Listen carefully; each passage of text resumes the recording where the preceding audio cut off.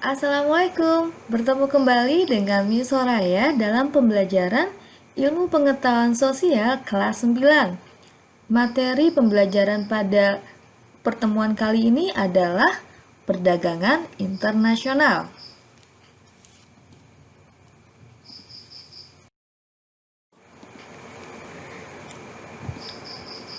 Kemampuan suatu negara untuk menghasilkan barang dan jasa tidak sama. Ada negara yang kaya akan sumber daya alam, ada juga negara yang kurang memiliki sumber daya alam. Perbedaan ini dipengaruhi oleh luas daerah, letak geografis, dan iklim dari negara tersebut.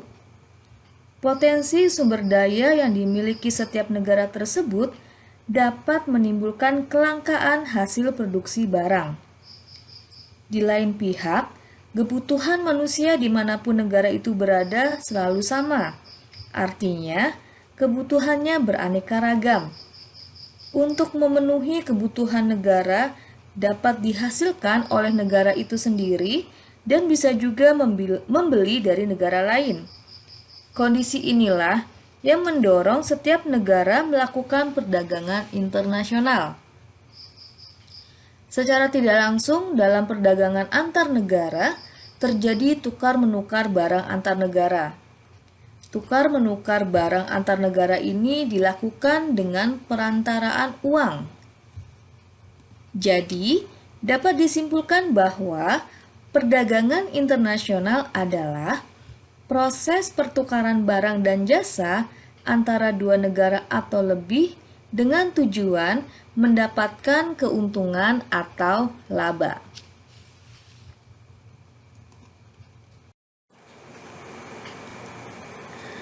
Faktor-faktor yang mendorong terjadinya perdagangan internasional antara lain adalah perbedaan sumber daya alam yang dimiliki oleh setiap negara. Sumber daya alam yang dimiliki oleh masing-masing negara tidak sama dan mengakibatkan perbedaan hasil produksi dari negara tersebut.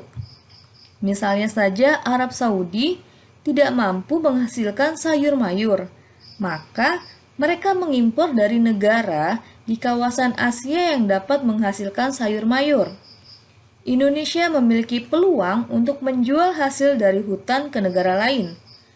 Oleh karena Indonesia mampu menghasilkan barang tersebut yang didukung oleh ketersediaan sumber daya alam. Keunggulan yang dimiliki oleh suatu negara dilihat dari keunggulan sumber daya alam disebut dengan keunggulan absolut. Keunggulan absolut adalah kemampuan suatu negara untuk memproduksi barang atau jasa yang tidak dapat diproduksi oleh negara lain. Perbedaan tingkat kualitas sumber daya manusia. Ketersediaan sumber daya alam memerlukan daya dukung kemampuan sumber daya manusia. Suatu negara yang mempunyai sumber daya manusia yang dilihat terutama dari segi kualitas, maka akan menghasilkan barang dan jasa dengan mutu dan kualitas yang lebih baik. Perbedaan ilmu pengetahuan dan teknologi. Negara yang menguasai ilmu pengetahuan dan teknologi akan mampu memproduksi barang dan jasa yang lebih baik, bermutu dan efisien dibandingkan dengan negara yang tidak menguasainya. Ilmu pengetahuan dan teknologi dapat menghemat biaya produksi, jumlah barang, dan kualitas barang. Keunggulan suatu negara yang dapat memproduksi barang dengan biaya produksi yang lebih murah dibandingkan dengan negara lain disebut dengan comparative advantage.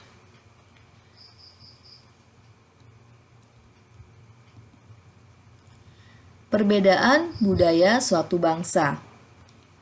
Perbedaan budaya suatu negara akan sangat mempengaruhi barang yang dihasilkan. Misalnya, seni ukir dan batik dari Indonesia merupakan daya tarik sendiri bagi negara lain untuk membeli barang tersebut. Demikian juga dengan keramik dari Cina, menjadi daya tarik tersendiri bagi negara lain. Dan faktor yang mendorong terjadinya perdagangan internasional yang kelima adalah perbedaan lain yang mempengaruhi perdagangan internasional, yaitu perbedaan harga barang, perbedaan upah dan biaya produksi, serta perbedaan selera.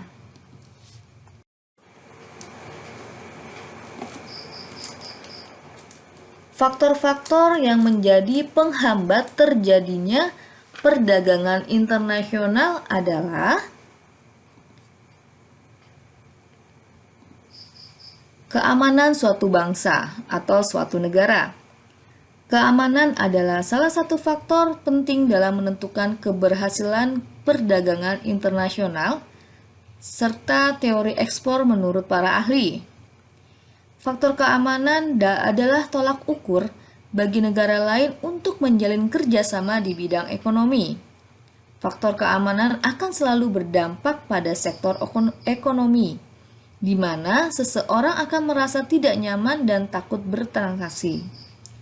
Sehingga kondisi ini akan membuat pedagang luar negeri lari ke negara lain.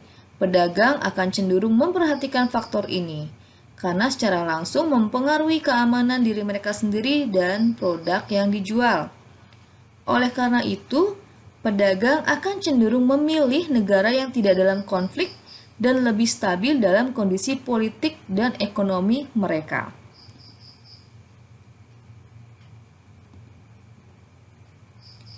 Kebijakan ekonomi internasional yang dilakukan oleh pemerintah. Setiap negara tentu memiliki kebijakan berbeda dalam perekonomiannya. Ternyata, kebijakan yang diterapkan pada suatu negara juga bisa menjadi salah satu faktor penghambat perdagangan internasional, serta teori perdagangan internasional menurut para ahli. Beberapa kebijakan ini mencakup pembatasan impor produk, penentuan tingkat impor atau ekspor yang relatif tinggi, dan birokrasi yang rumit. Tentu saja beberapa kebijakan di atas akan membuat para pelaku pasar internasional mempertimbangkan secara lebih rinci untuk dapat melakukan perdagangan internasional ke negara tersebut. Setiap kebijakan pasti akan membawa poin plus dan minus. Namun, jika hasilnya akan membuat pelaku pasar internasional melarikan diri dan memilih negara lain yang cenderung ramah, maka itu akan memiliki efek negatif pada keberadaan suatu negara di jalur perdagangan internasional. Ketidakstabilan kurs mata uang asing. Setiap negara tentu memiliki mata uang yang berbeda. Perbedaan nilai mata uang ini dengan negara lain disebut nilai tukar. Dengan perbedaan nilai tukar akan menyebabkan kesulitan bagi eksportir dan importir dalam menentukan nilai tukar mata asing. Kesulitan-kesulitan ini akan mempengaruhi harga permintaan dan penawaran dalam perdagangan. Ini tentu saja membuat pedagang enggan untuk melakukan kegiatan ekspor atau impor. Ketidakstabilan nilai mata uang dapat disebabkan oleh berbagai hal. Salah satunya adalah krisis global yang memang melanda dunia dalam beberapa tahun terakhir. Krisis ini kemudian menyebabkan nilai tukar masing-masing negara cenderung meningkat dan menurun. Perbedaan mata uang di setiap negara. Seperti dibahas sebelumnya, ada perbedaan antara mata uang sebagai salah satu faktor penghambat untuk perdagangan internasional. Dalam perdagangan internasional tidak ada standar nilai tukar. Jadi tentu saja dalam setiap pembayaran transaksi, mata uang suatu negara harus dikonversi menjadi nilai tukar dengan mata uang negara tersebut. Jika negara pengimpor memiliki mata uang yang lebih rendah dari negara pengekspor juga merupakan faktor inflasi. Maka tentu saja biaya yang harus dikeluarkan untuk melakukan pembayaran akan meningkat. Inilah yang kemudian menjadi kendala, karena jika tidak ada nilai mata uang tetap, ini akan sangat merugikan bagi negara yang memiliki nilai mata uang rendah.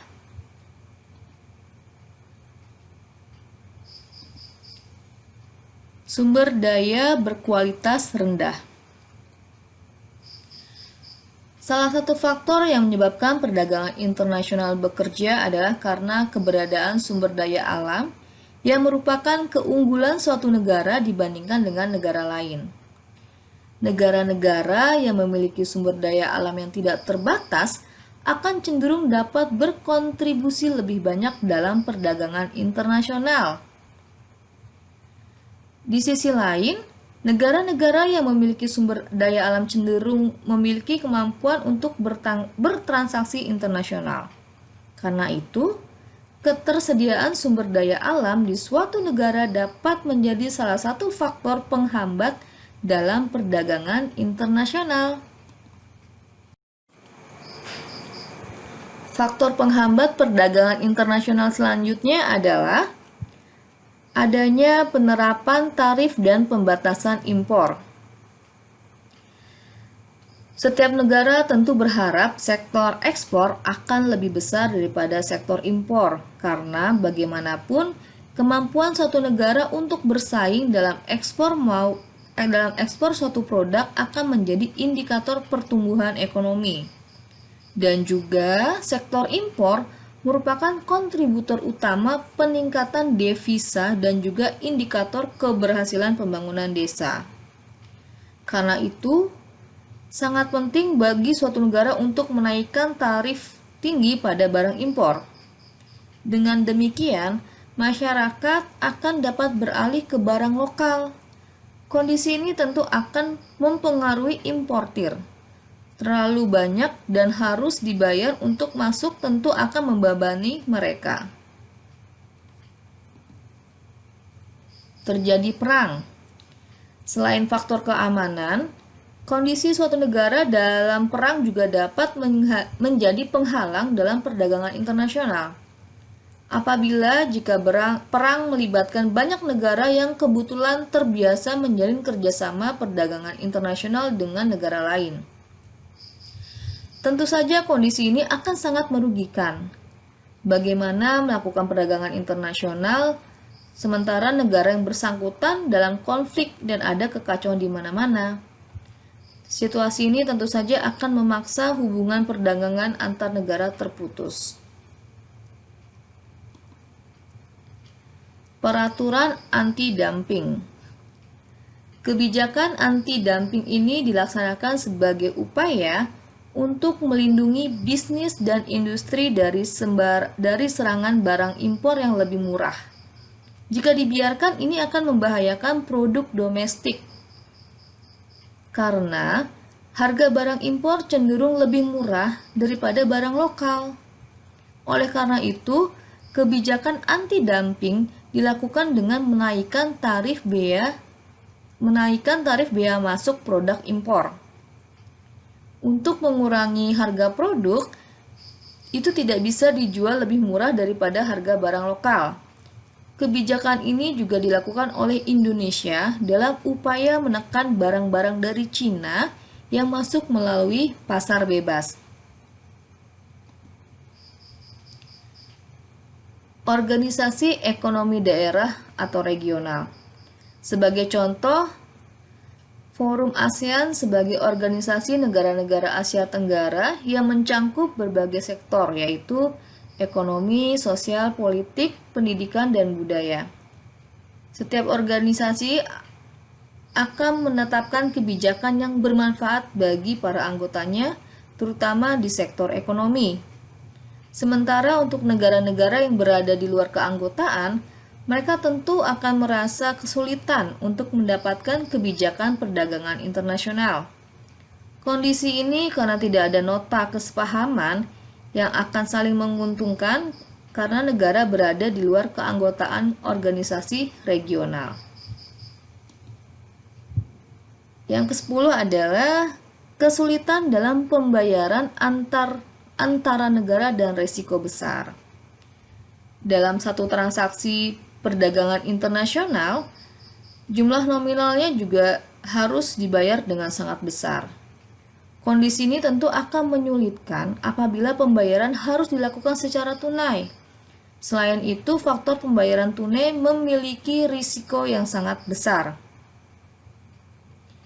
Karena itu, setiap negara pengekspor akan menghindari pembayaran tunai. Selain itu, faktor pembayaran tunai memiliki risiko yang sangat besar. Dan pembayaran dilakukan melalui clearing internasional.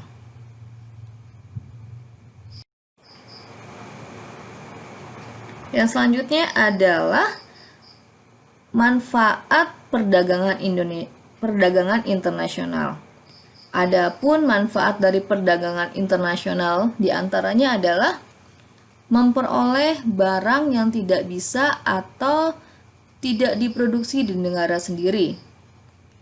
Masyarakat negara Indonesia bisa atau dapat mengkonsumsi kurma meskipun kurma tidak dapat atau tidak bisa tumbuh di Indonesia. Manfaat yang kedua adalah memperluas pasar sehingga meningkatkan efisiensi produk. Dengan adanya perdagangan internasional, maka pasar di dalam barang yang diproduksi pada sebuah negara akan bertambah, sehingga akan berdampak di dalam meningkatkan skala ekonomi sehingga biaya produksi tersebut semakin murah. Manfaat yang selanjutnya adalah memperoleh keuntungan dari spesialisasi. Meskipun suatu negara A bisa atau dapat memproduksi barang X yang kemudian juga diproduksi di negara B, negara A tersebut bisa atau dapat melakukan spesialisasi pada barang yang lain yang lebih efisien diproduksi, serta juga mengimpor barang X dari negara B. Manfaat yang selanjutnya adalah sebagai sumber devisa negara. Adanya perdagangan internasional akan memberikan suatu devisa pada negara yang kemudian menjual barang ke luar negeri. Devisa tersebut bisa atau dapat dipakai untuk membeli barang dari luar negeri yang kemudian digunakan untuk memenuhi kebutuhan dalam negeri. Manfaat yang lain adalah mendorong ahli teknologi.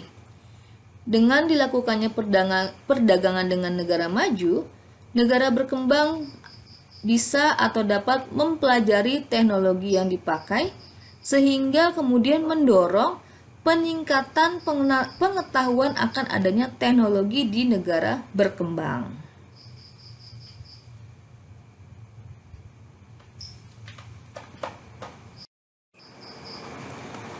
Jenis-jenis perdagangan internasional. Setelah mengetahui apa itu pengertian perdagangan internasional, selanjutnya kita akan membahas tentang berbagai jenis perdagangan internasional. Jenis yang pertama adalah ekspor. Ekspor adalah kegiatan menjual barang ke luar negeri.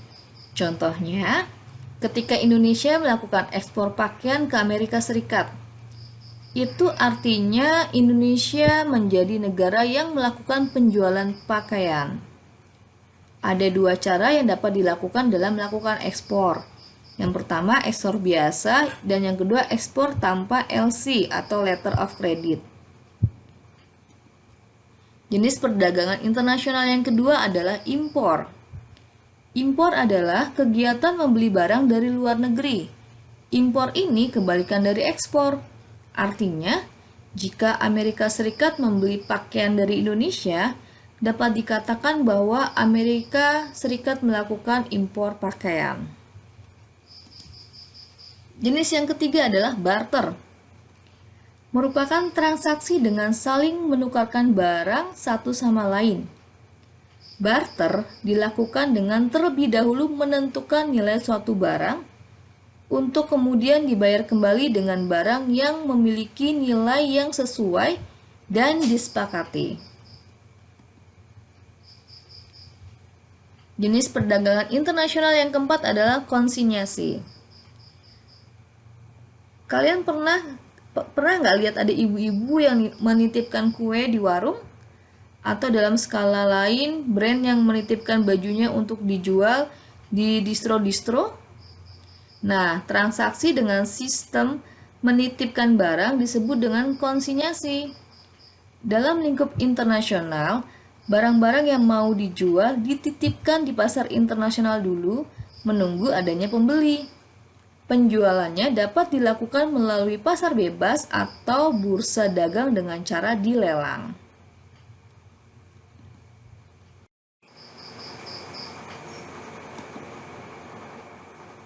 Package deal. Jenis perdagangan internasional package deal merupakan kegiatan perdagangan internasional yang berguna untuk memperluas pasar suatu produk. Sistem ini dilakukan dengan cara membuat perjanjian dagang atau trade agreement dengan suatu negara. Isi perjanjian tersebut berupa ketetapan jumlah barang yang akan diekspor ke negara lain atau diimpor ke negara lain. Border crossing. Border crossing adalah perdagangan yang terjadi di negara yang saling berbatasan dan berdasarkan perjanjian tertentu. Tujuan perdagangan ini adalah untuk memudahkan penduduk yang berada di negara perbatasan agar lebih mudah dalam berbelanja.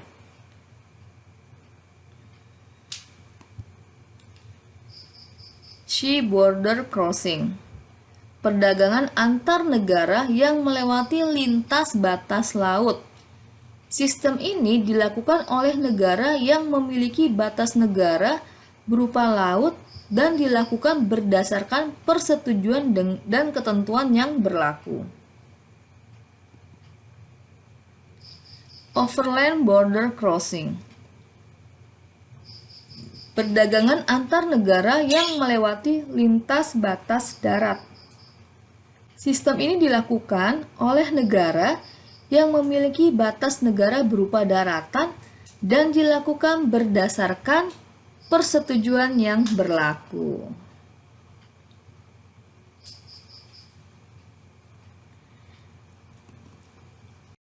Nah, demikian tadi pembahasan tentang perdagangan internasional yang meliputi pengertian perdagangan internasional, faktor pendorong dan faktor penghambat perdagangan internasional, manfaat perdagangan internasional, serta jenis-jenis perdagangan internasional.